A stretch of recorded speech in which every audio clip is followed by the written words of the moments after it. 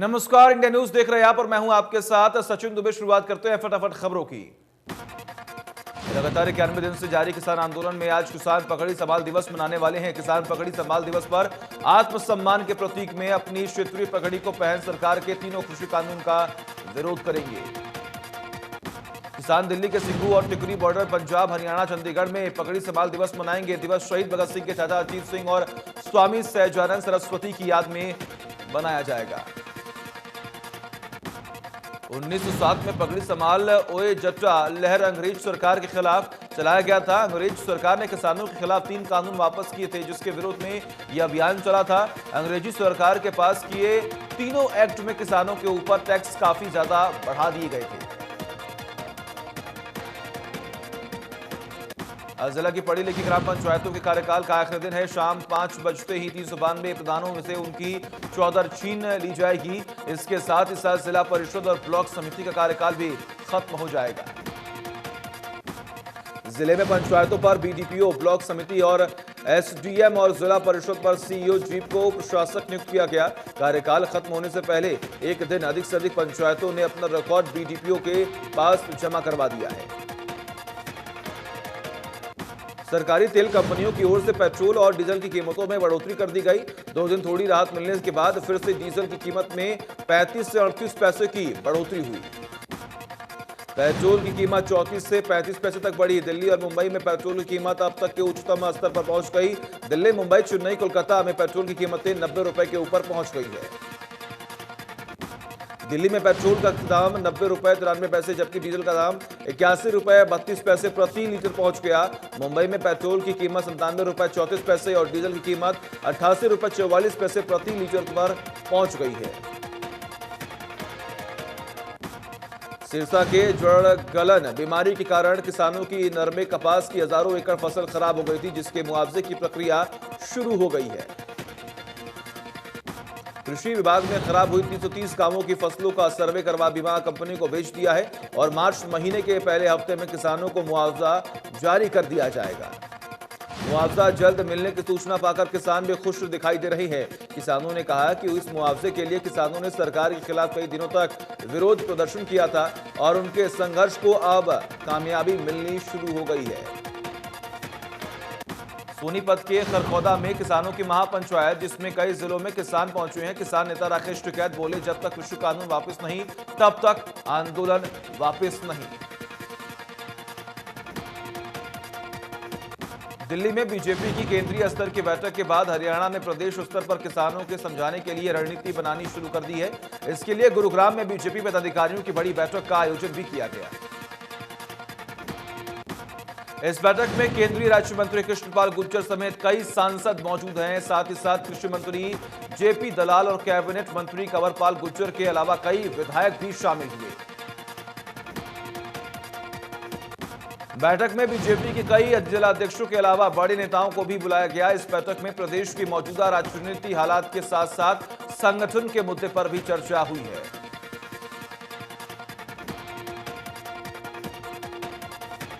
भिवानी पहुंचे हरियाणा के कृषि मंत्री जेपी दलाल ने कहा कि किसान आंदोलन को सरकार संशोधन और बातचीत से हल कराने को तैयार है, लेकिन बीजेपी नेताओं या मंत्रियों का विरोध करने से किसानों को नहीं बल्कि कांग्रेस को फायदा होगा। कृषि मंत्री ने फसलों पर ट्रैक्टर चलाने को गलत बताया और कहा कि यह अन्न का अपमान है और किसान ये नहीं कर सकता। जेपी दलाल ने कहा कि चोटूराम के समय फसलें भाव को लेकर जलाई गई थी, लेकिन अब सरकार फसलों के उचित और लाभकारी भाव दे रही है। कृषि कानूनों पर सबकी अपनी अपनी राय है। कैबिनेट मंत्री कंवरपाल गुर्जर ने एक बार फिर कृषि कानूनों को किसानों के हित में बताया। उन्होंने कहा कि आने वाले दिनों में किसानों को इन कृषि कानूनों का लाभ मिलेगा, क्योंकि कांग्रेस गैर जिम्मेदाराना व्यवहार कर रही है। कंवरपाल गुर्जर ने कहा कि जो लोग धरना प्रदर्शन में शामिल हैं, उसमें से अधिकतर किसी न किसी पार्टी से जुड़े लोग हैं और अपनी पार्टी का आदेश मानते हैं। केंद्रीय मंत्री रतनलाल कटारिया यमुनानगर पहुंचे। इस दौरान उन्होंने कहा कि देश भर की 30 नदियों को जोड़ने को प्रोजेक्ट बनाया गया, जिस पर जल्द काम शुरू होगा और इस प्रोजेक्ट के पूरा होने के बाद देश में पानी की कमी नहीं रहेगी। रतनलाल कटारिया ने किसानों से बातचीत का रास्ता अपनाने की अपील की। उन्होंने कहा कि मोदी सरकार पिछले 6 वर्षों में किसानों के लिए कई कार्य कर चुकी है ताकि उनकी आमदनी डबल हो जा सके। तीनों बिल 1,00,000% किसानों के हक में है। इससे किसानों की इनकम बढ़ने वाली है। उन्होंने कहा कि किसान सिर्फ 3 बिल पास वापस लिए जाने की बात कर रहे हैं। कोई भी ये नहीं बता रहा कि इन बिलों में कमी क्या है। उन्होंने राहुल गांधी पर हमला बोलते हुए कहा कि वो लोकसभा में प्रजातंत्र का मजाक उड़ाते हैं और यही वो लोग हैं जो किसानों से बातचीत नहीं होने दे रहे हैं। महम 24 के भेड़ी सुरजन गांव में किसान ने गेहूं की 3.5 एकड़ फसल पर ट्रैक्टर चला दिया। किसान का कहना है कि किसान नेता राकेश टिकैत ने गेहूं की फसलों को जलाने की बात कही थी, लेकिन हम उनसे भी आगे बढ़कर अपने नेता का मान रखना चाहते हैं। किसान ने बताया कि हर खर्च की फसल खरक कर बाकी ट्रैक्टर चला देंगे, जिससे अगली फसल को हरी खाद भी मिलेगी और प्रदूषण भी नहीं होगा। किसानों का कहना है कि सरकार उनकी सुनवाई नहीं कर रही है, इसलिए उन्होंने मजबूरी में ये कदम उठाया है।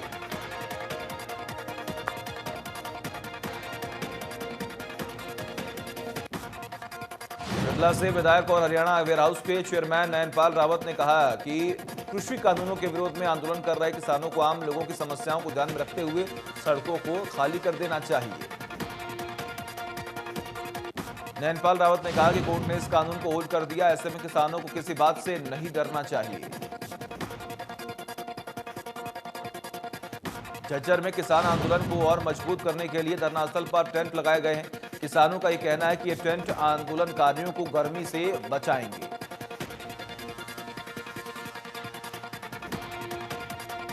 वहीं किसानों ने धरना स्थल पर टेंट में कूलर, पंखे के साथ वाटर कूलर की व्यवस्था भी शुरू कर दी है। वहीं सरकार से बातचीत को लेकर किसानों का कहना है कि जल्द डेडलॉक टूटेगा और सरकार से बातचीत होगी। हरियाणा के मुख्यमंत्री मनोहर लाल ने कौशल विकास मिशन द्वारा तैयार किए गए स्किलिंग पोर्टल का शुभारंभ किया। इस दौरान उन्होंने कहा कि प्रदेश के युवाओं के कौशल विकास के लिए इस तरह के कोर्स शुरू किए जाएं, जिससे कि उन्हें रोजगार के अच्छे अवसर मिल सके। साथ ही कौशल विकास से जुड़े कोर्स का सर्टिफिकेशन कराया गया ताकि लोगों में इन कोर्सेज के बारे में विश्वसनीयता बढ़े। हरियाणा के कौशल विकास तथा औद्योगिक प्रशिक्षण मंत्री मूलचंद शर्मा भी इस अवसर पर मौजूद रहे। मुख्यमंत्री ने कहा कि कौशल विकास से जुड़े कोर्सेज की समयावधि को जानकारी भी पोर्टल पर दी जाए ताकि इच्छुक युवा अपनी जरूरत और पसंद के हिसाब से कोर्स कर सके। सीएम ने कहा कि निर्धारित फीस स्ट्रक्चर के साथ सेल्फ फाइनेंस कोर्स भी शुरू किए जाएं। इस कड़ी में सॉफ्ट स्किल कोर्स करवाए जा सकते हैं। इसके तहत जापानी, चाइनीज या फिर कोई अन्य विदेशी भाषा सिखाई जा सकती है। कोरोना का हवाला देकर अंबाला जोन के यमुनानगर और रेवाड़ी में होने वाली भारतीय सेना के विभिन्न पदों की भर्ती रद्द कर दी गई है। भर्ती रद्द होने की सूचना मिलते ही सैकड़ों युवा अंबाला छावनी में स्थित आर्मी के भर्ती कार्यालय पहुंचे, जहां से उनके साथ निराशा ही लगी है उनके हाथ। युवा अंबाला के उपायुक्त कार्यालय पहुंचे और उपायुक्त को शिकायत सौंपकर भर्ती करवाने की गुहार लगाई। युवाओं की माने तो इस भर्ती में बहुत से युवा ऐसे थे जिनके लिए सेना में भर्ती होने का यह अंतिम मौका था। नरवाना सीआईए इंचार्ज और नरवाना सिटी पुलिस के हाथ बहुत बड़ी सफलता हाथ लगी है। 4 लुटेरों को जंद के गांव जोहाना खेड़ा के पास से गिरफ्तार कर लिया गया है। चारों लुटेरों बैंक के आसपास सुरेखी करने के बाद दिन दहाड़े लूट की वारदात को अंजाम देकर मौके से भागने में सफल हो जाते थे। पुलिस को इनकी काफी समय से तलाश थी। पुलिस ने लाखों रुपए की लूट की राशि के साथ 3 पिस्तौल, 32 बोर की मैगजीन और 24 जिंदा कारतूस भी बरामद किए हैं। नॉर्थ इंडिया की सबसे बड़ी लोहा मंडी कही जाने वाले फरीदाबाद की नेहरू ग्राउंड मंडी पूरी तरह से बदहाल स्थिति में है। करोड़ों का रोजाना व्यापार इस लोहा मंडी से होता है, लेकिन निगम के अधिकारी इस तरफ कोई ध्यान ही नहीं दे रहे। जनसंघर्ष मंच हरियाणा और समता महिला मूलक संगठन ने मिलकर डीजल, पेट्रोल और रसोई गैस के दामों को लेकर केंद्र सरकार के खिलाफ रोष प्रदर्शन किया।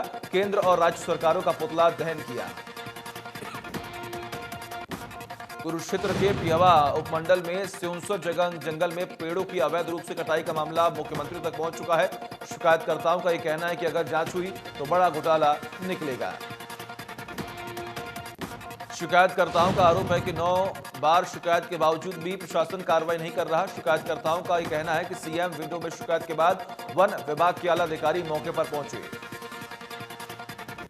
शिकायतकर्ता का यह कहना है कि हरा भरा जंगल प्रशासन की लापरवाही के चलते उजड़ गया और कार्रवाई के नाम पर सिर्फ ट्रांसफर ही हुए हैं। चरखी दादरी की रविदास बस्ती में जिला उपायुक्त के पहुंचने पर ग्रामीणों ने डीसी को सीवर की समस्या से अवगत कराया। ग्रामीणों की समस्या पर जिला उपायुक्त ने कहा कि जल्द ही समस्या का समाधान किया जाएगा। हिसार जिला कोर्ट ने 10 साल पुराने नारनौंद उपमंडल के बछप्पर दोहरे हत्याकांड मामले में 12 लोगों को उम्र कैद की सजा सुनाई है। इस मामले में कुल 15 लोगों को आरोपी बनाया गया था। इसमें से 2 की मौत हो गई, जबकि एक नाबालिग होने की वजह से बरी हो गया था। इनके खिलाफ धारा 148, 149, 307, 302 के तहत शस्त्र अधिनियम के तहत केस दर्ज किया गया। कुरुक्षेत्र के पिहुआ में पूर्व कृषि मंत्री जसविंदर सिंह संधू के बेटे जसतीश संधू पर गोली चलने का सनसनीखेज मामला सामने आया। बता दें कि जसतीश संधू अपने घर से अंबाला हिसार रोड पर किसान आंदोलन टोल प्लाजा पर जा रहे थे। इसी दौरान अज्ञात लोगों ने उन पर फायरिंग कर दी। इस हमले के बाद वो बाल बचे हैं। करनाल के मदनपुर गांव में मामूली कहासुनी के चलते 30 साल एक दुकानदार की पीट कर हत्या कर दी गई। बताया जा रहा है कि मृतक दुकानदार कृष्ण की दुकान पर 6 युवकों ने उसके साथ मारपीट की, जिसके बाद उसे इलाज के लिए अस्पताल में भर्ती करवा दिया गया, जहां उसकी मौत हो गई। रोहतक के मुंगाड़ गांव में निवासी संदीप की हत्या का मामला सुलझते हुए पुलिस ने 2 आरोपियों को भी गिरफ्तार कर लिया है। पुलिस के मुताबिक दोनों आरोपियों ने मृतक संदीप की पत्नी और साली की मदद से वारदात को अंजाम दिया था। पुलिस ने संदीप की पत्नी और साली को पहले ही गिरफ्तार कर लिया है। डीएसपी ने बताया कि 28 जनवरी को संदीप की लाश एक कार में अधजली हालत में मिली थी, जिसके बाद पुलिस ने मामला दर्ज कर लिया और हत्या का खुलासा किया था। रोहतक में 18 फरवरी को धामगढ़ गांव के पास 2 नहरों के बीच हुए महिला की हत्या के मामले में पुलिस ने आरोपी भगत सिंह को हरिद्वार से गिरफ्तार किया। पुलिस के मुताबिक आरोपी ने मध्य प्रदेश के भोपाल की रहने वाली वेट लिफ्टिंग की कोच दिव्या की चाकू मारकर हत्या कर दी थी। पुलिस ने बताया कि आरोपी और मृतक के बीच संबंध थे और दिव्या ईश्वर सिंह पर शादी के लिए दबाव बना रही थी, जिसके चलते आरोपी ईश्वर ने दिव्या की हत्या कर दी थी।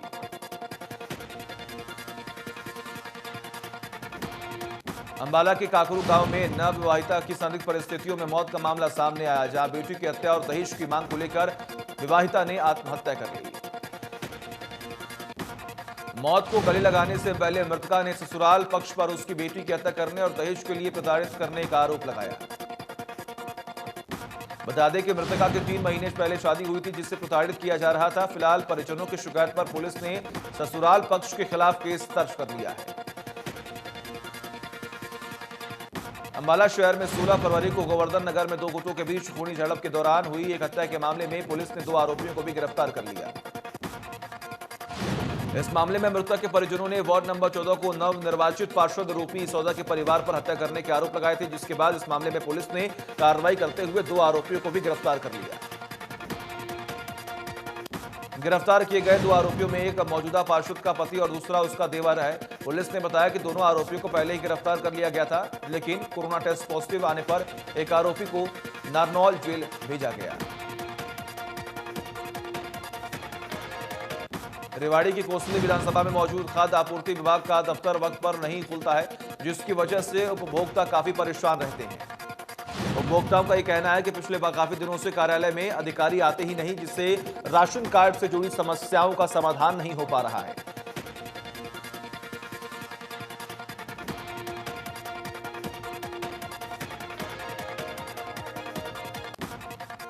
पलवल के उड़ा सेक्टर 2 में केंद्रीय राज्य मंत्री कृष्णपाल गुर्जर ने रिबन काटकर फुट ओवर ब्रिज का उद्घाटन किया। इस दौरान विधायक दीपक मंगला भी मौके पर मौजूद रहे। करनाल में नेशनल हाईवे पर हुए एक हादसे में 2 भाइयों की मौत हो गई। बताया जा रहा है कि दोनों चचेरे भाई बाइक पर जा रहे थे। बाइक पर घर जाते वक्त अचानक एक कंटेनर बाइक पर पलट गया। इस हादसे में 2 चचेरे भाइयों की मौके पर ही मौत हो गई। झज्जर के माता गेट मोहल्ले में रहने वाली एक विवाहिता ने फांसी का फंदा लगाकर आत्महत्या कर ली। मृतका के परिजनों ने ससुराल वालों को दोषी ठहराया और उनके खिलाफ हत्या का मामला भी दर्ज करवा दिया। डीएसपी ने कहा कि फिलहाल शिकायत के आधार पर मामला दर्ज कर लिया गया, लेकिन मामले की जांच के बाद जो तथ्य सामने आएंगे उस आधार पर ही कार्रवाई की जाएगी। सोहना की सब्जी मंडी में आड़ती जबरन किसानों से 2% की जगह 10% की फीस वसूल रही है। इसको लेकर अब किसान लामबंद होने शुरू हो गए हैं। किसानों ने सीएम विंडो उपभोक्ता संरक्षण मंत्रालय में शिकायत भी दर्ज करवाई है। वहीं किसानों ने मार्केट कमेटी के अधिकारियों पर भी गंभीर आरोप लगाए। किसानों का यह आरोप है कि थोक सब्जी विक्रेता अपने फॉर्म की लेटर पैड और बिल बुक का प्रयोग करने के बजाय साधारण पर्ची पर सब्जी की खरीद दिखाकर सरकार की निगाहों में धूल झोंक रही है। किसानों ने आरोप लगाया है कि अगर कोई पक्का बिल मांगता है तो उसके साथ अभद्र व्यवहार किया जाता है। दुकानदारों ने बताया कि लेबर पल्लेदारी के नाम पर उनसे 5 से 10 रुपए ज्यादा वसूल जाते हैं। यह खेल काफी समय से चला आ रहा है। शिक्षा मंत्री कंवरपाल गुर्जर का कहना है कि नई शिक्षा नीति अगले 10 साल में पूरी तरह से लागू हो जाएगी। इसके तहत 3 वर्ष के बच्चे को स्कूल में दाखिला भी मिलेगा। उन्होंने बताया कि हरियाणा में ऐसे 1100 स्कूल खोले जा रहे हैं जहां बच्चे बिना बैग के स्कूल जाएंगे और अगले 5 सालों तक ऐसे 4 स्कूल और खोले जाएंगे।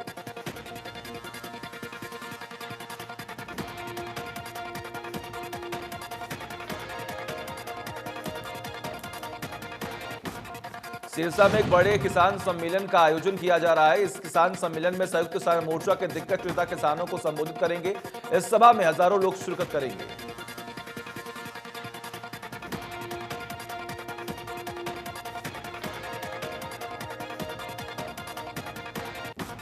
सिरसा नागरिक अस्पताल में आज कोरोना संक्रमण से बचाव के लिए मेगा ड्राइवर का आयोजन किया गया। अस्पताल में 2 वैक्सीनेशन सेंटर बनाए गए। एक सेंटर में फ्रंटलाइन वर्करों और दूसरे सेंटर्स में हेल्थ वर्करों को दूसरी डोज दी गई है।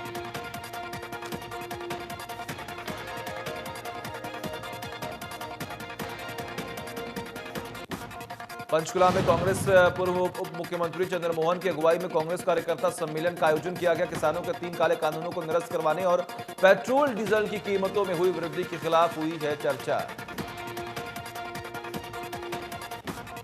बढ़ती महंगाई को लेकर कांग्रेस ने गुरुग्राम की सड़कों पर जबरदस्त रोष प्रदर्शन किया।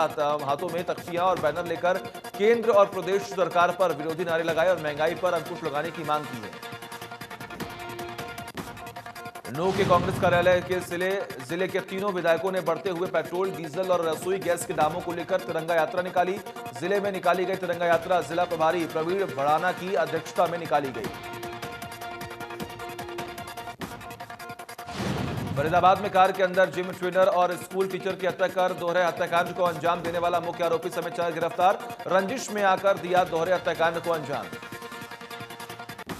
दोहरे हत्याकांड को लेकर एसीपी हेडक्वार्टर आदर्शदीप सिंह ने बताया कि इस दोहरे हत्याकांड को प्रकाश और प्रिंस ने अंजाम दिया था क्योंकि वो लंबे समय से मृतका का पहले से ही दोस्त था और अब मृतका उससे दोस्ती तोड़ चुकी थी, जिसके बाद उसने हत्या को अंजाम दिया।